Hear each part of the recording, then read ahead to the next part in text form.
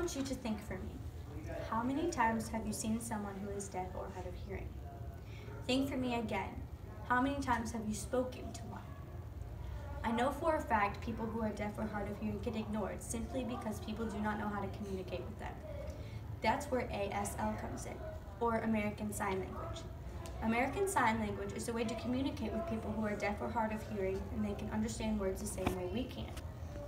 Here's the thing. Just because you're deaf or you're hard of hearing doesn't mean you're any less of a person, just like you and me. Knowing any bit of sign language is proven to sharpen your memorization skills and your fine motor skills. Not to mention, it makes you bilingual, which opens up more than one job opportunity in the future. Say you come across someone who seems distressed or upset. You might want to ask them what's wrong, or is something wrong? One way you can do that is using American Sign Language. You take your right hand and position it in a calming position with your knuckles facing you.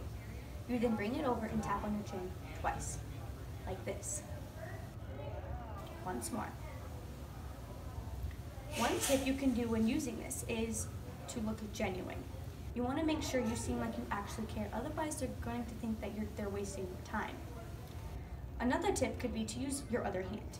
It's kind of just limps laying there and no one's going to like how you look. So you take your hand, knuckles facing you, and you can position this hand in an I don't know position and look concerned. Like this.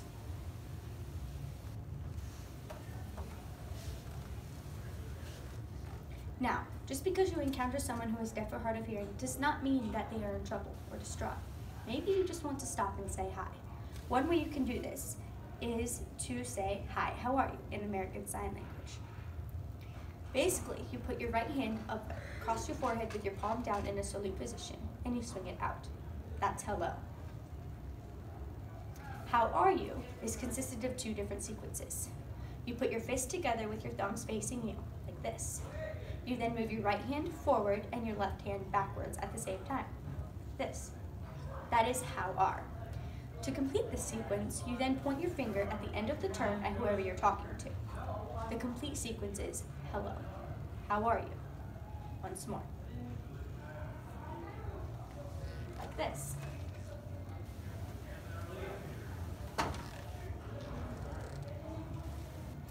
One tip you can do when completing this sequence of American Sign Language is, again, to look genuine. If you don't look like you care, they're not going to want to answer you. It's not going to be a conversation, more or less a teaching experience for you. And last but not least, you can ask to write it down. There are 3 ways you can do this.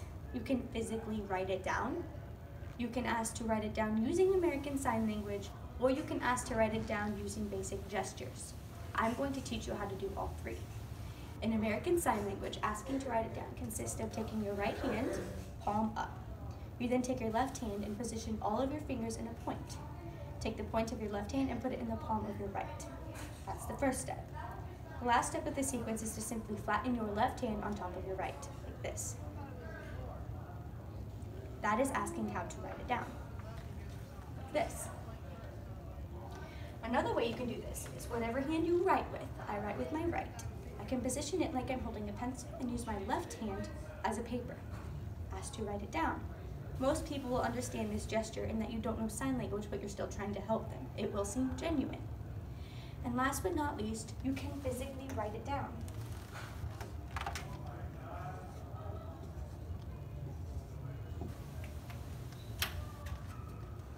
Just because they are deaf doesn't know they don't know how to read. Now, you have just learned 3 basic ASL or American Sign Language sequences. Knowing these sequences not only improves your memorization but your motor skills, as I mentioned before, but it also opens up many opportunities and it just makes you seem overall a more rounded person. Thank you.